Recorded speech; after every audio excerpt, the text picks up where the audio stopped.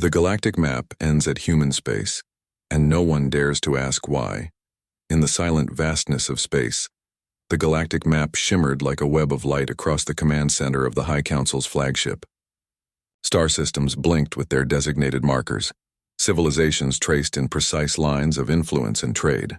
Every sector had been charted, every major civilization noted, every political boundary marked with care. Every civilization, that is, except the small, unassuming sector designated only as human space. Counselor Revan studied the map for the third time that cycle, his multi-lensed eyes scanning the endless grid of stars. There was a stubborn emptiness at the edge of known space. Beyond the coordinates of the last known human outpost, the map simply stopped. No charts, no satellites, no warp signatures. Just an invisible wall. "This is absurd," Revan murmured, his voice echoing faintly in the chamber. Around him, other council members shifted uncomfortably in their seats. They were not used to uncertainty, and yet here it was, staring them squarely in the face. Counselor Litha, the most senior among them, leaned forward. "We have every reason to believe humans exist beyond what we've observed. Ships leave, colonies thrive, but every attempt to probe beyond their borders fails. It is as though a curtain has been drawn. No signals, no scans, nothing." Revan frowned, tapping a clawed finger against the map's glowing surface. "We have sent exploratory vessels.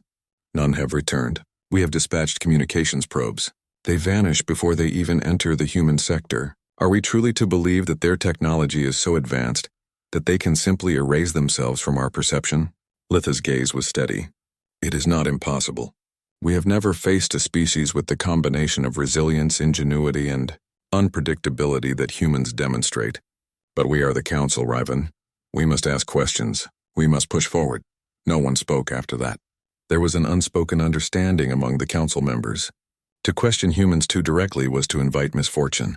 Every civilization that had dared press too hard had either failed mysteriously or returned with stories that no one could verify without risk.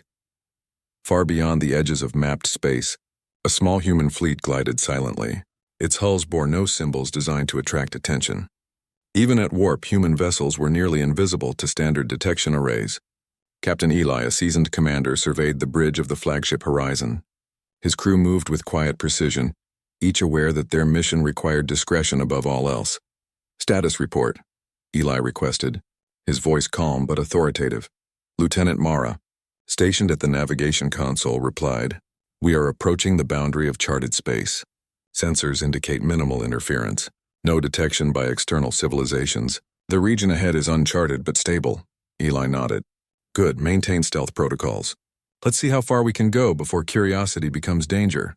In the council chambers, debate raged over what action to take. Some members argued for sending a probe, others for dispatching a fleet. Every proposal was met with hesitation.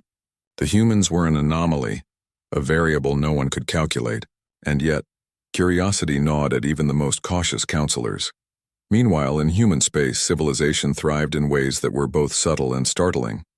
Colonies had spread across multiple star systems, each world adapted to the needs of its inhabitants with an ingenuity unmatched elsewhere in the galaxy. Engineers had devised methods to thrive on planets previously deemed uninhabitable. Agricultural techniques could coax crops from barren soil. Cities were constructed with a balance of efficiency and aesthetics that no other species had attempted. It was not merely survival. Humans expanded and improved, leaving the natural state of worlds altered for the better. Machines served not only as tools but as partners in creation, responding to intuitive commands that defied conventional programming. Scientists experimented with physics in ways that other civilizations would have called reckless. And yet every experiment, every expansion, was tempered by a fierce sense of practicality and foresight. The counselors debated these reports with a mix of admiration and fear. Some argued humans were the most dangerous species they had encountered, not because of hostility, but because of unpredictability. Others believed humans were untouchable, almost blessed by luck itself. One counselor, a young but highly respected strategist named Valar, spoke up during a tense session. "We are overlooking something fundamental. All signs point to humans being contained not by barriers but by choice. They have created the edges of their map intentionally. Every failure of our probes, every vanished vessel, is evidence that they decide when and where to interact." The room fell silent. Counselors exchanged nervous glances. To suggest that humans were in control rather than chaotic or primitive was a dangerous acknowledgement. Yes, Valar continued, emboldened. They are aware of our observation, and yet they permit us only glimpses, enough to tantalize, not enough to understand. This is not secrecy. It is strategy. They dictate the terms of engagement. We are the intruders in their narrative. Counselor Litha remained stoic. Perhaps, Valar, that is precisely why we do not push further. If they wish to make themselves known, we would have seen evidence. Our attempts to penetrate the boundary have failed repeatedly. There is wisdom in restraint. Even as the council debated, Eli's fleet moved silently into regions unmapped by the galactic chart. Humans had long ago mastered stealth technologies that made them undetectable. Their sensors were unmatched, capable of analyzing distant phenomena without alerting potential observers. On the bridge of the horizon, Mara turned from her console. Captain, sensors have picked up a massive structure ahead.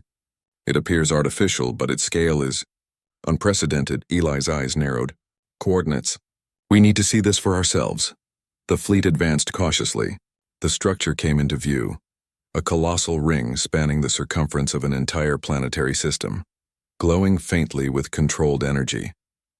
Its design was elegant and alien, yet the human crew felt an immediate familiarity, as if it had been built with purpose and precision beyond imagination. It's a containment array, whispered one of the junior officers, awestruck. Nothing like this exists in known human engineering or anywhere else in the galaxy. Eli surveyed the massive ring. Not a trap. This is deliberate. It is protection, or perhaps a statement. Either way, it is a boundary they have set themselves. The question is why. Back in the council chambers, tension grew unbearable. Discussions of sending fleets into human space were met with silence, and some members openly refused to propose further actions. No one wanted to provoke the unknown. The humans were not aggressive, yet their unpredictability made them the ultimate variable in a galaxy accustomed to rules. Valar, frustrated, addressed the chamber once more. Consider this.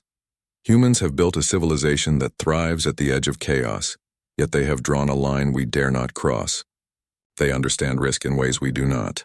Their progress is deliberate, their patience meticulous. The map ends where they choose it to end. We should not ask why, because the answer may be more than we can comprehend. Counselor Riven clenched his clawed hand. Or perhaps we ask why because we cannot afford ignorance. We need to know if their influence extends beyond what we see, if their intentions could threaten the balance of the galaxy. We cannot simply stand by. Letha's voice, calm but resolute, cut through the tension. We do not stand by because of fear, Riven. We refrain because they have already shown mastery beyond our reckoning. To confront them is to invite consequences that no counselor can predict. This is not cowardice. This is prudence. Eli's fleet had now entered the inner perimeter of the containment ring. Inside, they found a system of worlds meticulously terraformed and interconnected. Each planet served a purpose: habitation, research, agriculture, and recreation. There were no signs of military installations, no weapons arrays capable of mass destruction. Instead, every structure demonstrated intelligence, efficiency, and care. As the humans explored, their sensors detected anomalies, energy flows that bent conventional physics, communication relays capable of instant interstellar contact, automated systems that responded to thought alone. It was an ecosystem of technology and life working in perfect harmony. This is why they remain hidden, Eli said quietly, almost to himself. Not because they are dangerous, but because they have nothing to prove.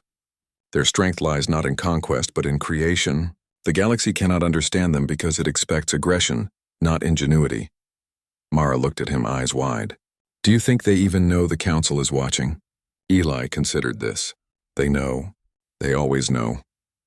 Humans have always known. That is the difference. They shape their destiny without interference, and they let others witness only what serves their purpose. Far away, the council could only speculate. They would continue to chart, send probes, and debate endlessly. Yet deep down, each member understood the unspoken truth. The edge of human space was a frontier defined not by limits of technology or exploration, but by will. The humans had drawn their line, and the galaxy had learned to respect it, out of curiosity, admiration, and a healthy measure of fear. And so, The galactic map ended at human space, a boundary as mysterious as it was deliberate. No one dared ask why, for the answer promised revelation, humility, and